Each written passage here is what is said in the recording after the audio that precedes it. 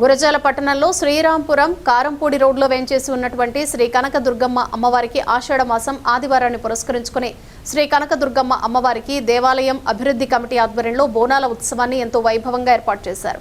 దేవాలయాన్ని ప్రత్యేకంగా విద్యుత్ దీపాలతో వివిధ రకాల పూలతో అలంకరించారు.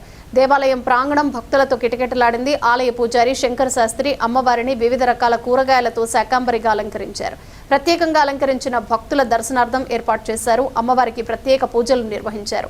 మహిళలు భక్తి శ్రద్ధలతో బోనాలు నెత్తి మీద పెట్టుకుని మేళ తాళాలతో ఊరేగింపుగా బయలుదేరి అమ్మవారికి బోనాలు సమర్పించారు. సాయంత్రం అమ్మవారికి ప్రత్యేకంగా వాహనం ఏర్పాటు చేసి బాజా భజంత్రీలతో పురవీధుల్లో ఊరేగించారు.